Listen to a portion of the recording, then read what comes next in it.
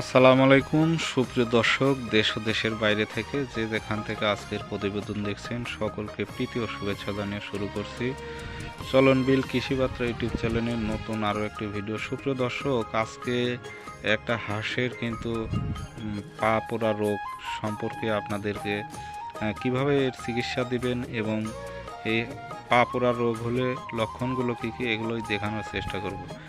আজকে কিন্তু আমরা মূলত আপনাদের দেখানোর চেষ্টা করব দুটা হাঁস কালকে সকাল থেকে পা পোড়া রোগের ভুগতেছে, খোঁড়ায় খোঁড়ায় হাঁটতেছে এবং ঝিমাচ্ছে। তো বুঝতেই পারতেছেন এই রোগের চিকিৎসা কিভাবে দেবেন সেগুলোই আজকে দেখানোর চেষ্টা করব। দর্শক, প্রথমে কিন্তু আমরা এই কিছু চাউল খাওয়াচ্ছি, কারণ হাঁসটা কালকে থেকে কিছু খাচ্ছে না এবং চাউলের সাথে আমরা কিছু মেডিসিন এবং ওষুধ মিশায় পানির সাথে গোলায় তারপরে আমরা এই হাঁসকে খাওয়াবো।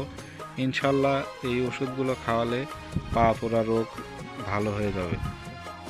তো দর্শক, পা পোড়া রোগ এবং এই রোগ নিয়ে কোনো ভয় নাই, এই রোগ নিয়ে কোনো সংশয় করার কোনো দরকার নাই। আপনারা যারা নতুন আছেন, যারা খামার ব্যবস্থাপনা আসতে আছেন, তারা অবশ্যই এই ভিডিওটা আপনাদেরকে না টেনে ফুল ভিডিওটা দেখবেন, অবশ্যই উপকার পাবেন। এবং যে সকল খামারিরা আছেন তারা কিন্তু এই ভিডিওটা সম্পূর্ণ দেখবেন না টেনে, তাহলে বুঝতে পারবেন যে পা পোড়া রোগের চিকিৎসা কিভাবে করতে হয়। তো বর্তমানে কিন্তু দুটা হাঁস কিন্তু একটা খুবই খারাপ অবস্থা, ওটা মনে হয় আর ভালো হবে না। কিন্তু আর একটা হাঁস যেটা যে বসে আছে ঘাড় উঁচা করে, এটা কিন্তু ইনশাল্লাহ যে ওষুধগুলো খাওয়াবো এগুলো খাওয়াইলে ভালো হয়ে যাবে। তো এই খামারে রোগ আক্রমণ করার সাথে সাথে কিন্তু হাঁসগুলো কিন্তু আলাদা করতে হবে এবং সেই সাথে অ্যাম্প্রোল ইজি, এটা কিন্তু আপনার পা পোড়া এবং সর্দি কাশির জন্য ব্যবহার করা হয়। তো আপনারা কিন্তু পরিমাণ মতো কীভাবে দেওয়া লাগবে এগুলো কিন্তু দিয়ে নেবেন। এবং ডক্সিক ভেট, এটা হচ্ছে ঠান্ডার জন্য। দর্শক, মূলত পা পোড়া রোগ কিন্তু এই ঠান্ডাজনিত কারণে হয় এবং হাঁসের কিন্তু হুট করে ঠান্ডা লেগে যায়। তো আপনারা জানেন যে যারা হাঁস পালন করেন, এবং হাঁসের রোগ হওয়ার সাথে সাথে কিন্তু হাঁসগুলো সম্পূর্ণ কিন্তু আলাদা করতে হবে।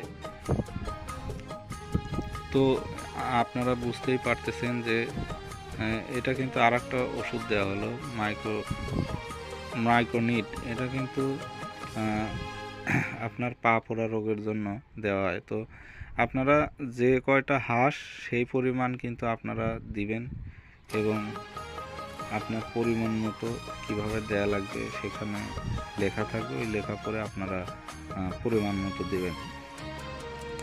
এবং হাঁসগুলো কিন্তু আপনার খামারে রোগ আক্রমণ করার সাথে সাথে আলাদা করতে হবে এবং আলাদা করে চিকিৎসা দিতে হবে। আপনি নিজে যদি না বোঝেন, পার্শ্ববর্তী কোনো খামারিকে দেখাবেন এবং সেই সাথে দর্শক,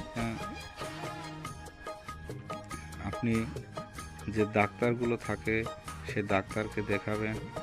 আমি কিন্তু ওষুধগুলো আপনাদেরকে দেখাচ্ছি। দর্শক, ওষুধগুলোর নাম আপনারা দেখে নেবেন এবং ওষুধগুলোর নাম আপনারা দরকার হলে স্ক্রিনশট দিয়ে রেখে দেবেন।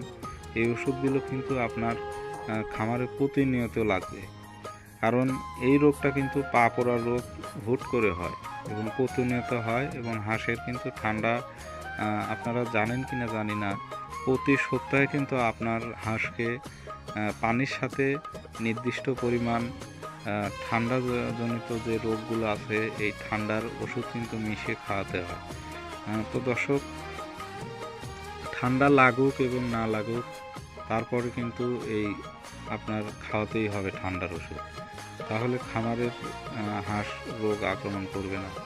তো দর্শক, আমরা কিন্তু এই চাউল খাওয়াচ্ছি, চাউল খাওয়ানোর পরে ওষুধগুলো ভালোভাবে মিক্সার করে তারপরে ওষুধগুলো খাওয়াবো। তো ইনশাল্লাহ এই ওষুধ খাওয়ালে হাঁসটা ভালো হয়ে যাবে। আপনারা দেখতেই পারবেন যে হাঁসটা কিন্তু মোটামুটি ওষুধ খাওয়ানোর পরে দৌড়ঝাঁপ করতেছে এবং হাঁসটাকে কিন্তু খুবই যত্ন সহকারে খাওয়াতে হবে এবং ওষুধটা কিন্তু আপনারা সিরিজে করে দিবেন। বাজার থেকে নতুন একটা ইনজেকশনের সিরিজ নিয়ে আসবেন, ওই সিরিজ দিয়ে আপনারা খাবেন, তাহলে সবচাইতে ভালো হবে। ওষুধটা তাহলে পড়ে যাবে না। বর্তমানে সিরিজ না থাকার কারণে আমরা এভাবেই খাওয়াচ্ছি। আপনারা কিন্তু সিরিজ নিয়ে আসবেন বাজার থেকে, সিরিজ নিয়ে এসে সিরিজ দিয়ে দিবেন, খাওয়াবেন, তাহলে কিন্তু ওষুধটা পড়ে যাওয়ার ভয় থাকবে না। আর পা পোড়া রোগ হলে ভয়ের কোনো কারণ নাই, কারণ এই রোগের ভালো চিকিৎসা আছে বর্তমানে। চিকিৎসার আধুনিকতার কারণে কিন্তু এখন হাঁসের রোগ বালাই কিন্তু খুবই কম হয়। তো আমাদের কিন্তু সিরিজ না থাকার কারণে আমরা এভাবেই কিন্তু খাওয়াচ্ছি। তারপরে ওষুধ কিন্তু নিচে পড়ে যাচ্ছে। আর আসলে আপনারা কিন্তু এই ভুলটা করবেন না। খামারে অবশ্যই 2-3টা করে সিরিজ রাখবেন এবং ভালো করে খাওয়ানোর পরে পরিষ্কার করে রেখে দিবেন, যাতে পরবর্তীতে আবার কাজে লাগে এই সিরিজটা। তো যে কথা বলতেছিলাম, তো আপনারা অবশ্যই খামারে যে